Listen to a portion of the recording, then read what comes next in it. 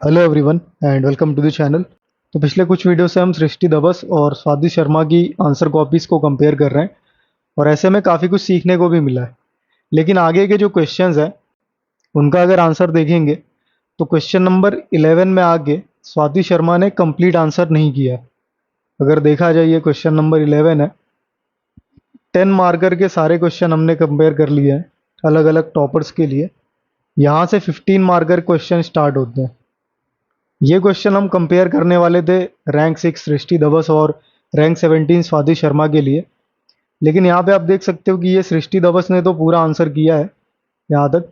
लेकिन अगर बात करें स्वाति शर्मा की तो इन्होंने यहाँ पे थोड़ा आंसर किया है, फिर यहाँ पे थोड़ा सा आंसर करके ये क्वेश्चन बीच में उन्होंने छोड़ दिया और इसके बाद का उन्होंने आंसर किया। ये देखिए, ये भी ब्लैंक छोड़ा उन्होंने। तो ऐसे में हम दूसरे टॉपर्स के आंसर को कंपेयर करेंगे जिसमें होने वाली है रैंक 6 सृष्टि धवस और रैंक 10 ऐश्वर्यम प्रजापति। अब ये आंसर अपने आप में एक बढ़िया इंसाइट देगा क्योंकि ऑप्शनल इनका अगर देखा जाए तो PSIR है। वहीं पे अगर रैंक 10 की बात करें तो इनका ऑप्शनल हिस्ट्री है और क्वेश्चन कहीं ना कहीं हिस्ट्री से रिलेटेड है और उसका इम्पैक्ट हमें क्लियरली देखने को मिलने वाला है। कुछ बेसिक डिटेल्स की बात करें तो इनका फर्स्ट अटेम्प्ट था और इनका सेकेंड अटेम्प्ट था। और कुछ अगर बेसिक डिटेल्स की बात करूं मैं कि आंसर कॉपी मिली कहाँ से है, तो विजन IAS की वेबसाइट से डाउनलोड की हुई है। उनकी अभ्यास सीरीज चलती है जिसमें वो मेंस के मॉक टेस्ट कंडक्ट कराते हैं। यहाँ पे आप देख सकते हो सृष्टि धबस का है और ये ऐश्वर्यम प्रजापति का है। दोनों ने ही 26 अगस्त को एग्ज़ाम दिया है और इनका जो सेंटर है वो दिल्ली में है और इनका सेंटर जो है लखनऊ में।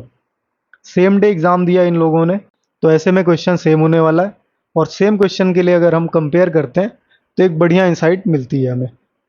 तो हम डायरेक्टली अब क्वेश्चन पे आते हैं और क्वेश्चन को देखने से पहले एक चीज़ और मैं क्लियर करता हूँ। क्वेश्चन में आप मल्टीपल कलर्स का यूज़ किया हुआ दिख रहा होगा आपको। ये जो कलर्स यूज़ हुए हैं वो कलर कोडिंग इसलिए की गई है क्योंकि क्वेश्चन के जो अलग अलग पार्ट्स हैं उनको अलग अलग कलर से दिखाया जाएगा। तो इससे ये पता लगता है कि क्वेश्चन में एड्रेस कहाँ किया गया है उस पार्ट को और किसने कितना बेहतर तरीके से क्वेश्चन को लिखा है। अब हम डायरेक्टली क्वेश्चन को देखते हैं और आंसर को कंपेयर करते हैं। तो क्वेश्चन है, bring out the role played by the Ahom kingdom in shaping the cultural and historical identity of North East India and discuss its legacy in contemporary times. 15 marker question है, 250 words की इसकी limit है। GS1 का ये question होने वाला है, history और आर्ट एंड कल्चर से रिलेटेड। तो आंसर देखने से पहले क्वेश्चन को समझते हैं। क्वेश्चन कह रहा है कि अहोम किंगडम द्वारा जो रोल प्ले किया गया है कल्चरल और हिस्टोरिकल आइडेंटिटी को बनाने में नॉर्थ ईस्ट इंडिया के, उसको हमें बताना है और साथ ही साथ हमें कंटेम्पररी टाइम्स में, आज के समय में जो उसकी लेगेसी है उसको हमें डिस्कस भी करना है। तो इस क्वेश्चन में आप देख सकते हो 4 पार्ट्स हैं और चारों को हम इस आंसर में देखने वाले हैं कहाँ कहाँ किसने एड्रेस किया है। तो आंसर करने का एक जनरल तरीका होता है इंट्रो बॉडी कंक्लूजन। इसमें भी वही फॉलो हुआ है। पहला पार्ट इंट्रो दिया दोनों ने। इंट्रो देखते हैं। North East India has had a rich history politically as well as culturally shaping and sharing India's destiny. इनका अगर इंट्रो देखा जाए, Ahom kingdom for the major part was contemporary to Mughal rule in India. The Ahom kingdom stretched all over North East India, presently the Seven Sisters. It was finally annexed in reign of Aurangzeb. तो ये rank 10 का answer है और इनका optional history था, उसका हमें clearly दिख रहा है इम्पैक्ट। इनके इंट्रो में ही समझ में आ रहा है कि इनका ऑप्शनल हिस्ट्री था और उसका फ़ायदा इनको यहाँ पे देखने को मिल रहा है।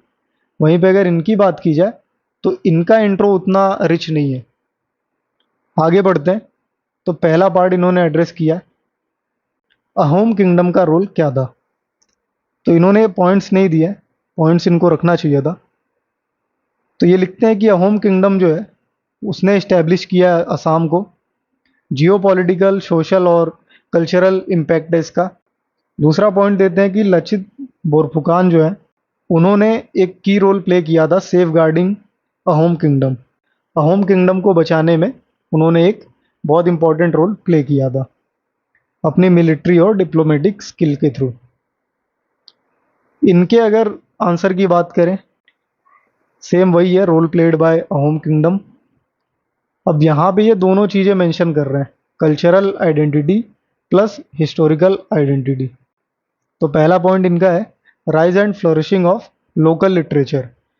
यहाँ पे इन्होंने एग्जाम्पल भी दिया, बुरांजीज इन लोकल असामी लैंग्वेज। दूसरा पॉइंट इन्होंने दिया है कि अलग अलग आर्किटेक्चर स्टाइल को मिक्स करके एक नया आर्किटेक्चर फॉर्म इन्होंने डेवलप किया है, जैसा कि यहाँ पे हम देख सकते हैं अहोम स्टाइल ऑफ आर्किटेक्चर देखने को मिला है। फिर थर्ड पॉइंट में ये ट्रेडिशनल थिएटर की बात करते हैं, जिसमें मणिपुरी डांस को मेंशन कर रहे हैं। आगे बढ़े तो मणिपुर डांस को मेंशन करते हुए और डिटेल बता रहे हैं कि कैसे हिंदू गॉड और गॉडेस को भी पूजा जाता है इस डांस के थ्रू। फोर्थ पॉइंट इन्होंने दिया है अहोम्स जो है वो वर्शिप करते थे अपने खुद के गॉड, लेकिन साथ साथ वो टॉलरेंट थे हिंदुइज्म के लिए भी। फिफ्थ पॉइंट ये म्यूजिक इवोल्यूशन को मेंशन करते हैं, जिसमें ये भावना और बोरगीत का मेंशन करते हैं। यहाँ पे इन्होंने स्पेलिंग गलत की है, लेकिन इतना नेग्लेक्ट किया जा सकता है। फिर इसके बाद थिएटर इवोल्यूशन की बात करते हैं, dance and drama community spirit की बात कर रहे हैं, और एग्जाम्पल में छाऊ डांस इन्होंने बताया, अंकिया नाट इन्होंने बताया। ये दोनों ही डांस फॉर्म है। फिर उसके बाद इवोल्यूशन ऑफ लैंग्वेजेस की बात करते हैं ये, जिसमें इन्होंने बताया कि ब्रजावली प्लस मैथिली को यूज़ किया जाता है असामी लिटरेचर में। फिर उसके बाद शंकर देव का जो मूवमेंट चला था, एक सरना मूवमेंट, उसकी बात करते हैं ये। इसने जो है भक्ति आइडियोलॉजी को पॉपुलराइज किया अहोम किंगडम में। फिर उसके बाद नाइन्थ पॉइंट में मेंशन करते हैं चरायदेव मोइडम की। ये एक तरीके का लाइट हाउस होता है, ये देखिए यहाँ पे इन्होंने मेंशन भी किया। ये एक लाइट हाउस होता है और इसको बरियल साइट्स की तरह बनाया जाता था अहोम किंगडम्स में, तो उसका इन्होंने मेंशन किया। फिर उसके बाद लचित बोरफुकान का इन्होंने मेंशन किया कि कैसे उन्होंने मुगल्स के अगेंस्ट जो है लड़ाई लड़ी थी। और फिर 11वें पॉइंट में ये अहोम रेन का मेंशन करते हैं, जो कि एलिफेंट ट्रैपिंग में बहुत मास्टर थे। तो ये इनका इनिशियल पार्ट था। इनिशियल में बात की जाए तो इन्होंने ये वाला पार्ट जो है, पहला, दूसरा और तीसरा, इन तीनों को मिक्स करके आंसर किया है। नेक्स्ट पार्ट में देखा जाए तो कंटेम्परेरी टाइम्स में लेगेसी की बात जो हो रही है उसको देखते हैं। उससे पहले इनका भी देख लेते हैं। इनका अगर देखा जाए तो ये जो कल्चरल आइडेंटिटी की इन्होंने बात की है, इनके पॉइंट्स पढ़ देता हूँ मैं, क्लियरली आपको पता लगेगा कि ये उस तरीके के पॉइंट्स इन्होंने नहीं रखे जिस तरीके की क्वेश्चन की डिमांड थी। इनके पॉइंट्स हैं the cultural practices of rituals festivals marriage all evolved. अब ये कोई पॉइंट नहीं है कि इस तरीके से हम रख दें कि जो कल्चरल प्रैक्टिस है वो इवॉल्व हो गई है। हाँ, आंसर आपको कंप्लीट करना है, आपको नहीं आता है तो इस तरीके के पॉइंट्स आप लिख सकते हो, लेकिन अच्छा पॉइंट तो नहीं कहेंगे इसको। फिर उसके बाद है the tribal identity shaped and strengthened. Tribal identity जो है वो स्ट्रांग हुई है।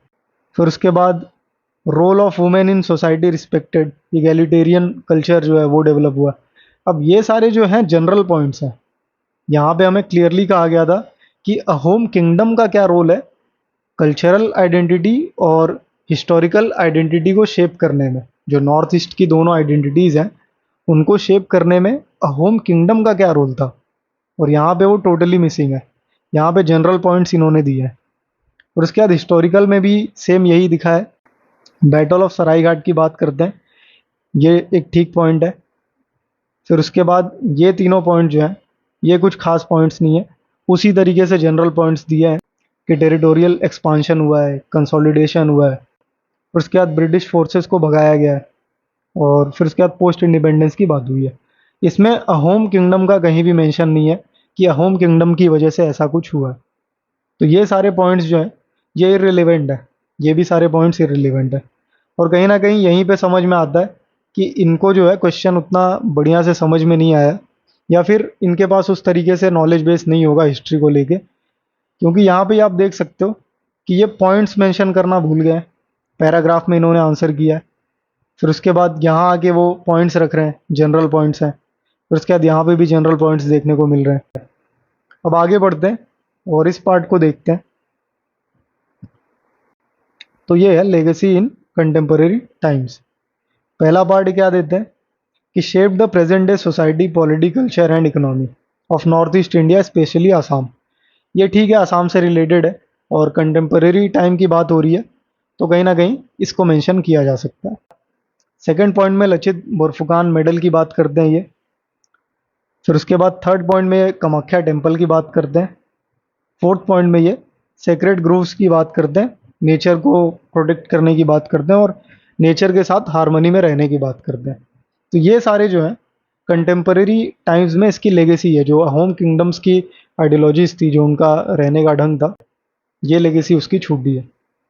यहाँ पे अगर बात करें तो यहाँ पे इन्होंने खोंगजाम पर्व की बात की है और ये बताते हैं कि जो फोक सॉन्ग्स हैं वो आज भी गाए जाते हैं।